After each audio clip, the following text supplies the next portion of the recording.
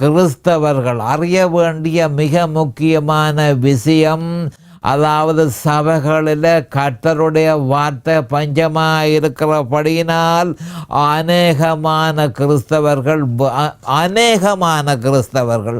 வேறொரு ஆவியினால் பிடிபட்டு இருக்கிறார்கள். தாங்கள் வேறொரு ஆவியினால் பிடிபட்டு இருக்கிறோம் என்பதை அவர்கள் அறியாதவர்களாக இருக்கிறார்கள். அப்போ கிறிஸ்தவ சபைகள் தேவனுடைய வழியை விட்டு விலகி கிரியைகளிலும் சேவைகளிலும் தங்கியிருந்தால் ஒருவனும் தேவனுடைய வல்லமையினால் உருமாற்றம் அடைய போவதில்லை. தேவனுடைய வழி கிறிஸ்துவின் சிலுவையே ஆகும்.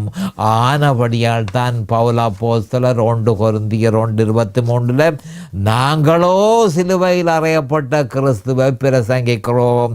அப்போ சிலுவையில் அறையப்பட்ட கிறிஸ்துவை பிரசங்கிக்கப்படாத, சிலுவையில் அறையப்பட்ட கிறிஸ்து பிரசங்கிக்கப்படாத எந்த இடமும் அது ஒரு சமூக ஸ்தாபனமே தவிர அது கிறிஸ்தவ சபை அல்ல என்பதை நாம் தெளிவாக அறிந்து கொள்ள வேண்டும்.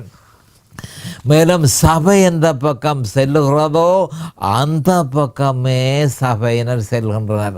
அதாவது சபை ஒரு இடத்தை போய்கொண்டு அங்கே இருக்கிற சபையில் இருக்கிற மனுஷர்கள் வேறொரு பக்கம் போய்கொண்டிருக்கிறார்கள் என்ற பேச்சுக்கே இடமில்லை. சபை எந்த பக்கம் போகுதோ அந்த பக்கமே சபையினரும் போய்கொண்டிருக்கிறார்கள்.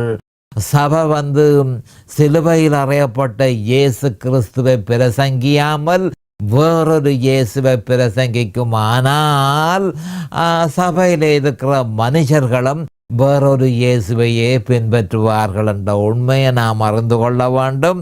அப்போ சபை எந்த பக்கம் செல்கிறதோ அந்த பக்கமே சபையினரும் செல்கின்றனர் என்ற உண்மையை நாம் அறிந்து கொள்ள வேண்டும்.